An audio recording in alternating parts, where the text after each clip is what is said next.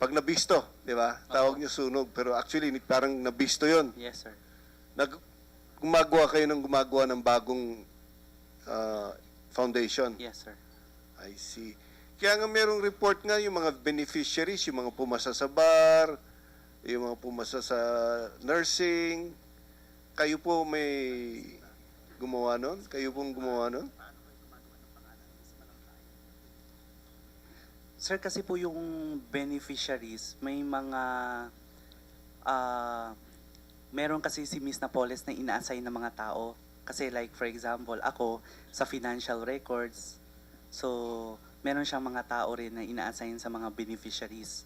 Now, ang pagkukuhanan po nila ng mga beneficiaries, ang mangyayari, meron na po kasi kaming mga master list of recipients from the LGUs na sinasubmit. Pag may mga kausap si Ms. Napoles na mga local government, kunwari po na magsasubmit lang, sabi niya, o sige, popondohan, hinga natin ng pondo sa mga senadors, sasabihin ni Ms. Napoles. So, syempre, ang mga mayors naman po, magsasubmit ng request, magda-draft sila ng request sa senador. Tapos, sa PDAF po iyon ha, sa PDAF. Tapos magsasubmit po siya, magsasubmit din po yung mga mayors ng master list of recipients. Kung sino, kasi meron silang master list of farmers, beneficiaries eh. So ngayon, dahil meron nga po kaming kopya nun sa opisina, may files po nga kami nun. So, ipo-forward namin yung kay Ms. Napoles, mga in charge na naman, yung mga driver, mga ano, kasi yun yung mga beneficiaries pag nag-submit kami ng ano. So ang nangyayari po, nagpipirma-pirma na sila doon, kokopyahin na lang. Sometimes po nagfa-fabricate ng mga names na lang. Hindi ko alam kung meron silang kinuha from nagulat na nga lang din po ako nung lumabas sa COA report na meron list of yung pumasa sa bar. So hindi ko din po alam na ganun pala yung isa rin na. Pero hindi ikaw yung in charge doon, ano? Hindi po. Tapos, so, hindi mo matandaan kung ilan ba talaga yung foundations na tinayo ninyo? Ako malaman, natatandaan ko po. Natatandaan Yes mo? Po. Masasabi mo ngayon? Yes po. Sige, pakisabi lang.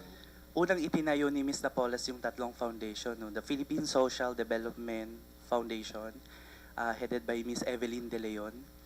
And then, second is Merlina Sunyas, the People's Organization for Progress Development Foundation, the POPDF.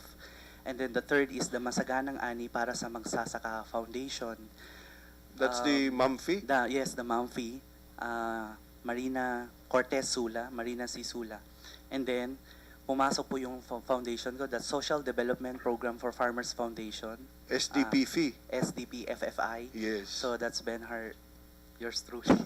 And then, and then yung ano po, yung gininto ang alay sa Magsasaka Foundation, John Lim, pamangkin ho ni Ms. Napoles.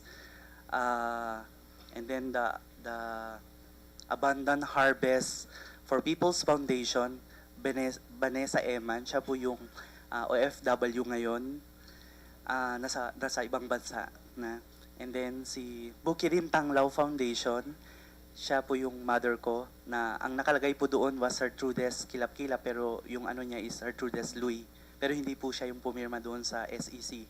And then, Dalang Pansang Among Utod, Kag Simangwa Foundation, this is Jesus Castillo.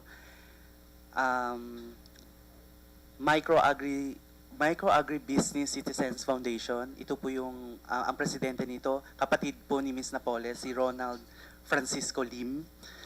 And then si Gintong Pangkabuhayan Foundation, si Eulogio Rodriguez, ito po yung driver ni Ms. Napoles.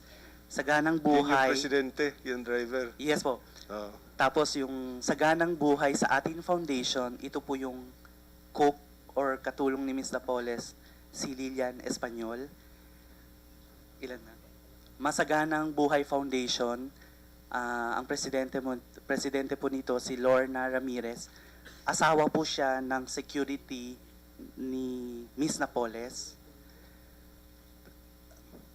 Karangyaan sa Magsasaka Foundation, ito po yung Magbubukid Foundation, ito po yung admin officer namin sa JLN Corporation, si Simplicio Guma Felix. Tapos meron din po siya trading na Simgum Trading. Simcom Trading, Yes, oo, alam siya natin. yung supplier Oo. din. And then si Evelyn De Leon sa Philippine Social, meron siyang trading, Dichon Trading. Dichon Trading, yes. Sa kanya yun. Dichon. Dichon Trading. Tapos kasaganahang para sa Magsasaka Foundation, ito naman po yung si Genevieve Uy. Kasama rin siya sa incorporator ng JCLN Global Properties kung saan binibili namin yung mga properties ni Ms. Napoles. So, kompleto ba 20? Taglaw para sa Magsasaka Foundation, ito po yung katulong ni Ms. Napoles, si Nova K. Batal. Tapos nung umalis na si Nova, kasi pumalit na po yung isang kasama namin sa office, si Ms. Mary Arlene Baltasar. And then, Countrywide Agri Rural, Countrywide Agri Economic Development Foundation,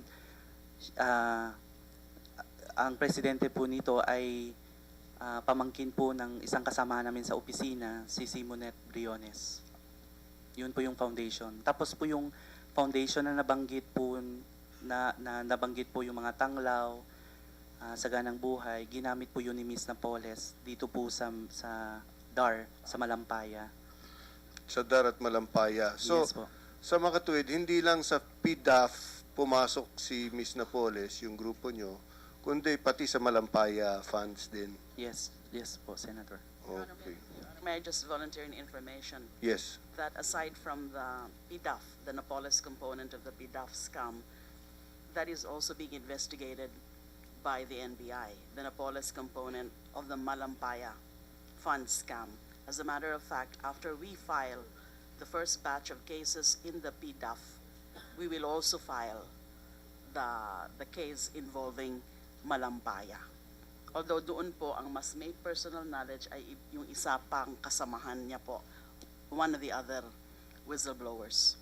Yes, and I understand the Commission on Audit has a special audit that is still ongoing. No? So, hindi lang yung mga foundations, meron din yung mga suppliers. Ano ba itong suppliers? Maraming fake din, ano? No, hindi totoong supplier? Hindi ko po alam yun kasi basta meron kaming trading na ibinuo po ni Ms. Napoles, yung Simgum, yung TNU Trading. Yung Simgum, kilala mo? Yes po. Ito yung nasa 1898 Ciudad del Mejia, Rosario Pasig. Rosario, Pasig. Oo, may picture nga kami dito eh. Maliit na lugar eh. Itong kay Nathaniel Uitan, itong TNU Trading. Yes po. Oo. Nakita mo na ba to sa Caloocan City? Yung... Yes po. ganun. Yes po. Nakita mo Napuntahan itsura ng lugar nila? na. Opo. Meron kasi po ako nakitang may mga business permit, may mga office, so hanggang... Hindi, yung bahay mismo. Yes po. Nakita po.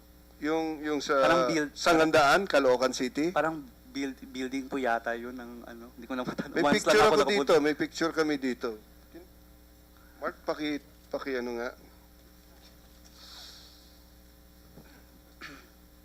Well, habang inaayos,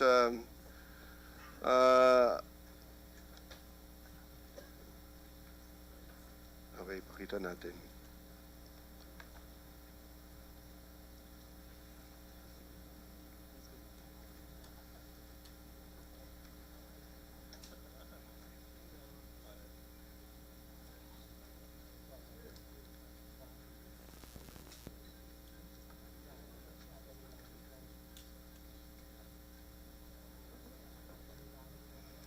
Habang ginagawa yun, ito. Ito yun sa 122 Noli Street, Sangandaan, Caloocan City, TNU Trading. Ito, ayon sa COA report, 902 million. Ang na-supply nila, binayaran sila ng 902 million. Tapos yun ang address na nakalagay dyan. Sir, hindi po yan ang napuntahan kong hindi po yan ang napuntahan. Hindi yan ang napuntahan. Opo. Tatlo ang address nila.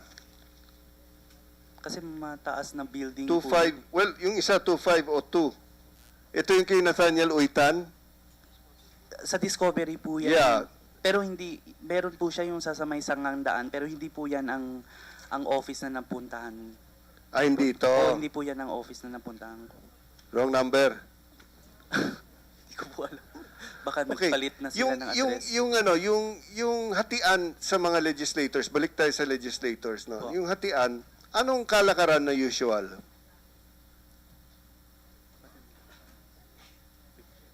Yung porsyento. Ano po, 50%, ganun po. So kunyari Tapos, kung 20 million, de 10 million, 10 million. Opo. Si Ms. Napoles kasi ganito siya, sir, eh. Mm. Sasabihin niya, unahin niya, sasabihin niya, kunwari, 40%. Tapos, pag hindi pumayag yung kausap niya, sasabihin 50, halimbawa, sasabihin 50. Sasabihin, baka pwede 45. So, pag nag-50, nag-meet sila doon sa pinag-usapan nila, sasabihin niya, babawasan niya ng tax ng 5%. Nagbabayad ng tax? Sabi niya, sabi niya, magta-tax daw kasi magbabayad daw siya ng resibo. Yun ang sabi niya po. So, pag 50%, so, di 50%, so magbibigay po siya sa sunod. Yung yung chief of staff. I see. Magbibigay siya sa chief of staff. So, pag nakapag-penetrate siya diretso doon sa kausap niya, di wala na yung chief of staff, 55. Ganun na po yung mangyayari.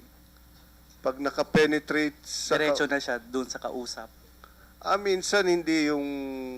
Minsan yung chief of staff. Yes po, So may parte yung chief of staff. meron.